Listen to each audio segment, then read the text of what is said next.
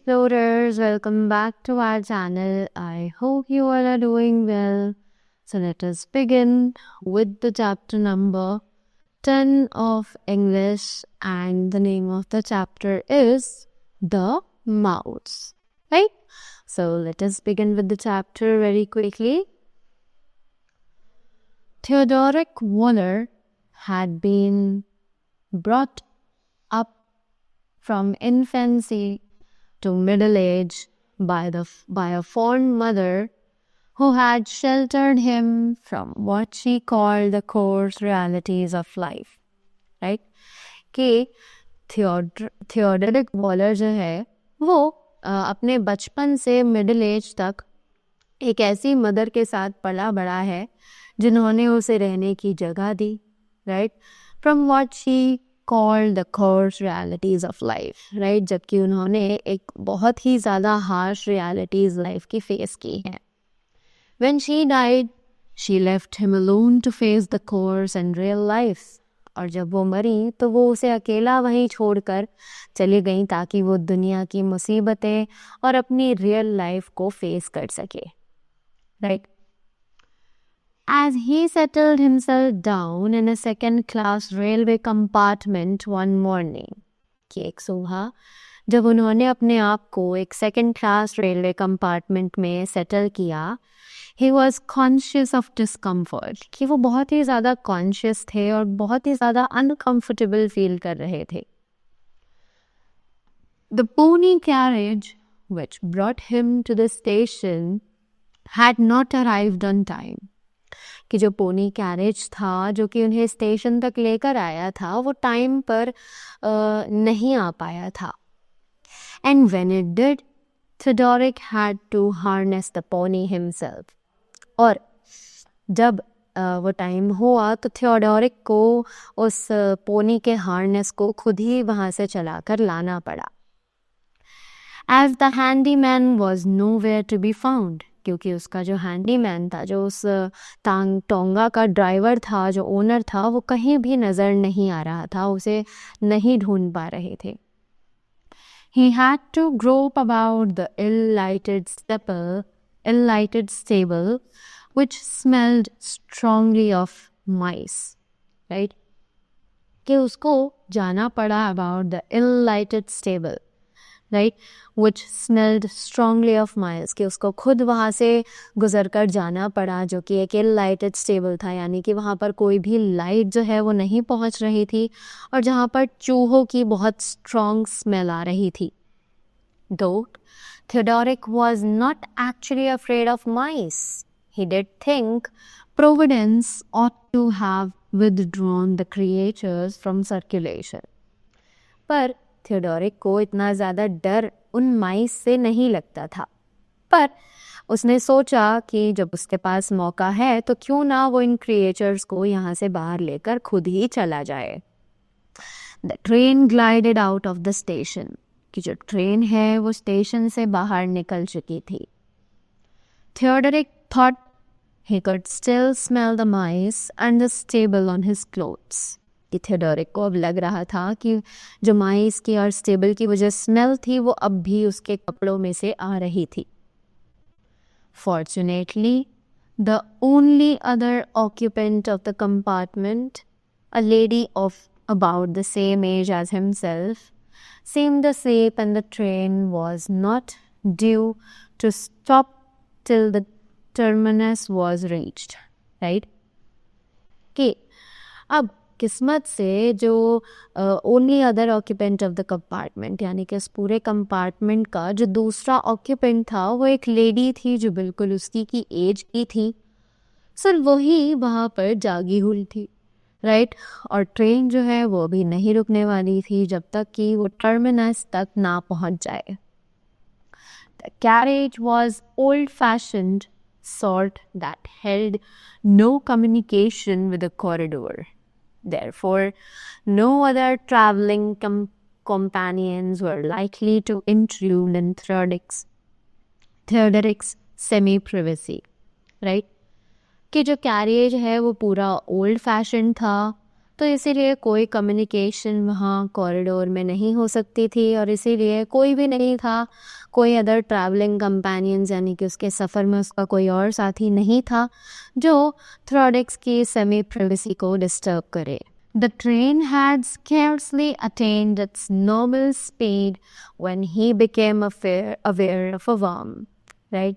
कि जो ट्रेन है वो scarcely attained its normal speed, कि ट्रेन ने आराम से अपनी जो नॉर्मल स्पीड थी वो पकड़ ली थी. when he became aware of a worm, जब वो एक worm के लिए अवेयर हो गया था, उसे पता चल चुका था. creeping movement over his flesh. It was a mouse that had evidently dashed into its floats while he was harnessing the pony in the stable. कि जब एक मोमेंट आया, वहाँ से एक झलकती हुई फ्लैश जो लाइट थी वो दिखाई दी. वहाँ पर उसने देखा कि एक माउस जो कि एक्सीडेंटली उसके कपड़ों में वहाँ स्टेबल में घुस गया था जब वो उस पोनी को हार्नेस कर रहा था. Furtive stamps and shakes and wildly directed pinches did not dislodge the intruder. Theodoric lay back against the cushions and wondered what to do. कि अब उसने देख तो लिया था पर वो नहीं चाहता था कि यहाँ पर किसी को भी पता चले कि वो जो माइस है वो उसी के कपड़ों में यहाँ पर आया है, राइट. तो इसीलिए थ्रोडिक जो है वो आराम से पीछे अपने कुशन्स पर लेट गया और सोचने लगा कि अब उसे क्या करना चाहिए. It was unthinkable that he should continue for a whole hour with the mouse in his clothes. अब वो सोच भी नहीं सकता था कि उसे पूरा 1 घंटा इन कपड़ों में गुजारना पड़ेगा जिनमें वो माउस कैरी करके आया था. On the other hand, nothing less drastic than partial disrobing would ease him or his tormentor and to undress in the presence of a lady, even for so with a worthy a purpose, was an idea that made his ear tips tingle in a blush of extreme shame. Right? So, वहाँ पर दूसरी तरफ अगर वो इस drastic plan को अगर मना कर देता, राइट, अगर वो वहीं पर उन्हें अनड्रेस करता तो वो बहुत ही ज़्यादा बुरा लगता उस लेडी के सामने, right. Sometimes it lost its footing and slipped for half an inch or so, and then in fright, or more probably tempered bit, right, कि कभी कभी उसको बहुत ज़्यादा लग रहा था कि वो माइस जो है वो उसके पैर में है, कभी कहीं अब वो डरने भी लगा था, राइट, और अब उसका जो टेम्पर है वो बहुत ही ज़्यादा हाई हो चुका था. Theodoric was goaded into the most audacious undertaking of his life. कि थ्रोडिक जो है वो लगभग he was goaded in the most audacious undertaking of his life. वो अपनी लाइफ के सबसे बुरे सिचुएशन में इस टाइम फंसा हुआ था. His traveling companion seemed to be fast asleep. कि उसकी जो ट्रैवलिंग कंपेनियन थी वो ऐसा लग रहा था कि अभी जल्द ही सो जाएगी. Crimsoning to the hue of a beetroot and keeping a worried watch on his fellow traveler, he swiftly and noiselessly tied the ends of his railway tug to the racks on either side of the carriage so that a curtain hung across the compartment, right? अब जैसे ही वो like क्रिम्सनिंग the ह्यू यानी कि उसने वहाँ पर एक जो hue of the beetroot and keeping a worried watch यानी कि वो वहाँ पर उस बीटरूट को संभाले हुए था, राइट, और वो जो अपनी उसकी कंपेनियन थी कंपार्टमेंट में उस पर भी नज़र रखे हुए था और वो बहुत ही शांति से तेज़ी के साथ बिना आवाज़ के कुछ एंड्स को रेलवे रग से बांध रहा था ताकि वो कंपार्टमेंट के बीच में एक कर्टेन को टांग सके. In the narrow dressing room that he had thus created, कि अब वो जो छोटा सा ड्रेसिंग रूम था जो उसने बनाया था, He proceeded to rid himself partially of his clothes and entirely of the mouse. अब उसने चाहा कि वो जल्दी से अपने थोड़े बहुत कपड़ों को उतार कर उन माउस से पूरे तरीके से फ्री हो जाए. As the mouse gave a wild leap to the floor, the rug, slipping its fastening at either end, also came down with a heart-curdling flop, and almost simultaneously the awakened sleeper opened her eyes. कि जैसे ही उस mouse ने floor पर छलांग लगाई तो slipping की वजह से जो थ्रियोडिक था वो भी वहाँ पर गिर गया और बहुत ज़ोर से फ्लोर पर आवाज़ आई और उस आवाज़ से जो उसकी कंपेनियन थी उसकी आंखें वहाँ खुल गई. With a movement almost quicker than the mouse's, Thriodic pounced on the rug. Right? कि बहुत ज़्यादा जल्द, मतलब माउस से भी ज़्यादा जल्दी थ्रियोडिक ने उस रग के ऊपर छलांग लगा दी. Held it to his chin and retreated into the farther corner of the carriage. थ्रियोडिक ने उसके ऊपर छलांग लगाई और उसको अपने चिन के नीचे दबा लिया और retreated into the farther corner of the carriage, और वो दोबारा उसे कैरेज के कॉर्नर में लेकर चला गया. Waiting for the lady to say something, और वो वेट करने लगा उस लेडी का कि क्या वो कुछ बोलेगी या फिर नहीं. But she just stared silently at him. पर वो सिर्फ शांति से उसको घूरने लगी. How much had she seen? Thriodic asked himself. थ्रियोडिक ने अपने आप से पूछा कि इसने क्या देख लिया. In any case, what on earth must she think of his present posture? कि इस केस में वो क्या ही सोच रही होगी मेरे बारे में कि मैं इस पोस्चर में यहाँ पर क्यों हूँ. Right?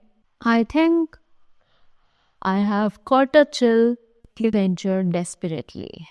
Really, I'm sorry, she replied. अब उसने बोला कि मैंने बोला कि मुझे लगता है कि शायद मैं यहाँ पर कंफर्टेबल हूँ. राइट? और उसने मुझे देखकर बोला, I am sorry, I was just going to ask you if you would open this window. कि मैं आपसे पूछना ही वाली थी कि अगर आप मेरी हेल्प कर सके इस विंडो को खोलने में. राइट?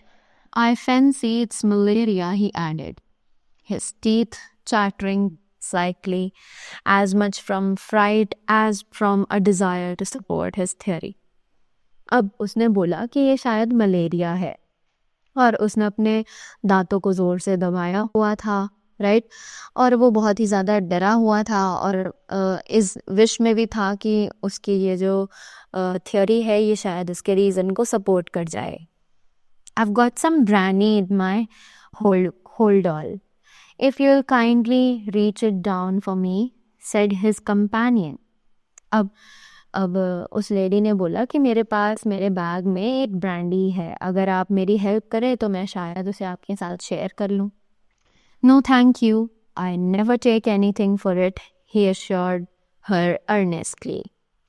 तो उसने बोला कि नहीं नहीं थैंक यू, मैं इन सब चीज़ों के लिए ये सब चीज़ें नहीं लेता हूँ, और उसने बहुत ही ईजी तरीके से उसे थैंक किया. I suppose you caught it in the tropics. कि मुझे लगता है आपको ये ट्रॉपिक्स में मिले होंगे. Right? Thriodic felt that even the malaria was slipping from him. अब उसे लगा कि शायद मलेरिया भी उसके हाथों से स्लिप हो रहा है. He wondered if it would be possible to tell her the truth in small installments. उसे लगा कि शायद वो उसी लेडी को सच बता सकता है पर थोड़ा थोड़ा करके. Are you afraid of mice? He asked, growing, if possible, redder in the face. कि क्या तुम्हें माइस से डर लगता है? उसने पूछा. Growing, if possible, redder in face, जबकि वो फेस से रेड होता जा रहा था. Not unless they come in quantities. Why do you ask? उसने पूछा. नहीं, उसने बोला नहीं, मुझे इतना डर नहीं लगता, पर अगर वो एक साथ आ जाए तो बात अलग है, पर तुम ये क्यों पूछ रहे हो? I had one Crawling inside my clothes just now, said Thirdik. Thirdik ने बोला क्योंकि एक माउस है जो कि मेरे कपड़ों के अंदर इस टाइम क्रॉल कर रहा है. It was a most awkward situation और ये सबसे ज़्यादा गंदी situation, सबसे अजीब situation उस टाइम थी. It must have been, she observed. But mice have strange ideas to comfort. अब उसने बोला कि हाँ हो सकता है, पर माइस के पास अपने आप को कंफर्ट करने के लिए एक अच्छा आइडिया होता है. I had to get rid of it while you were asleep, he continued. और उसने बताया कि जब तुम सो रही थी तब मैं इससे छुटकारा पाने वाला था. Then with a glump he added, it was getting rid of it that brought me to this. कि ये सिर्फ उसी का आइडिया था जो कि मैं उस माइस से मुक्त होना चाहता था और इसीलिए मैं इस कंडीशन में तुम्हारे सामने खड़ा. Surely getting rid of one small mouse wouldn't cause malaria, she said in an amused manner that Theodic thought abominable. Right? कि उसने बोला कि अगर तुम सिर्फ एक माइस से पीछा छुड़ाना चाहते हो तो वो तुम्हें मलेरिया नहीं करेगा. Right? Evidently, she had detected his predicament and was enjoying his confusion. Right? कि उस लेडी ने लगभग उसकी जो predicament थी उसको भाप लिया था और वो उसके confusion को अब enjoy कर रही थी. All the blood in his body seemed to have mobilized in one concentrated blush. कि उसका जितना भी ब्लड था उसकी बॉडी में वो सभी एक जगह कंसंट्रेट कर रहा था ब्लश करने के लिए.